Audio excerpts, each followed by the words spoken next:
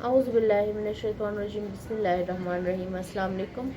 उम्मीद करती हूँ अल्लाह ताला से कि आप लोग बिल्कुल ठीक ठाक होंगे, अपने घरों में खुश और आबाद और ईमान की भरपूर हालत में होंगे। सूरह मोहम्मद की मन्नत मानना या सूरह मोहम्मद का ख़त्म करना, इससे रिलेटेड हमने एक और वीडियो पहले शेयर की थी, लेकिन जो न्यू लोग हैं यहाँ पर उनको नहीं पता।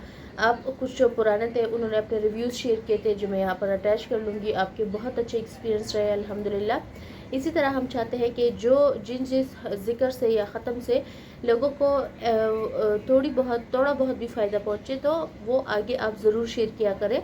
तो सोचा कि आज सूरह मोहम्मद की मन्नत पर हम डिटेल में बात कर ले, क्या करना है, क्या क्या स्टेप्स फॉलो करना है, किस किस टाइम करना है और कौन से दिन को शुरू करना है, इस पर आज हम डिटेल में बात करेंगे। सूरह मोहम्मद क्यों ज़रूरी है, इसका बैकग्राउंड हम शेयर करेंगे, इसलिए आपने वीडियो को लास्ट तक ज़रूर देखना है।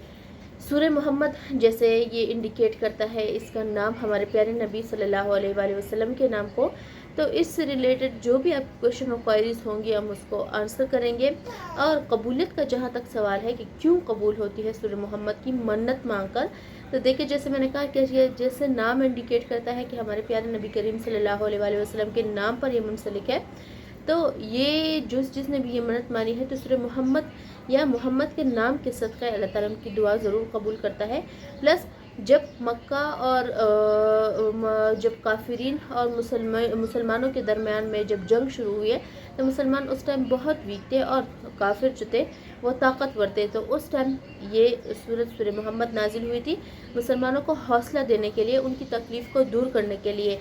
ना सिर्फ उन मुसलमानों के लिए बल्कि आज के दौर के मुसलमानों के लिए भी ये बहुत बड़ी इंडिकेशन है, खुशखबरी है कि जब भी तुम किसी मसले में फंस जाओ, कोई ख्वाहिश है या खुदा न ख्वास्ता तुम पर कोई तकलीफ़ हो, तो तुम सूरह मोहम्मद को पकड़ो, लाजमन अल्लाह ताला आपकी दुआ ज़रूर कबूल करेगा।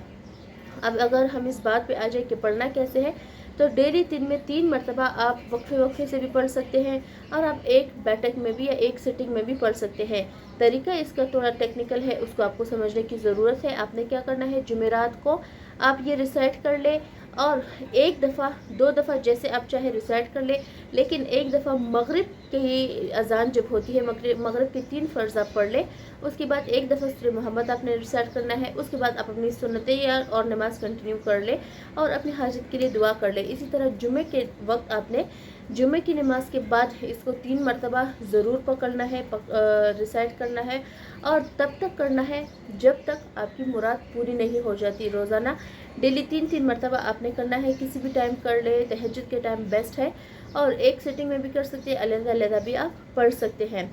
उसके बाद बात आती है कि हम जो है मन्नत माने, तो देखिए मन्नत जो होती है वो अल्लाह ताला से शर्त लगाना होता है कि ए अल्लाह तू मेरा ये काम कर, मैं इतना ये ज़िक्र या ये कुरान पाक की तिलावत करूँगा।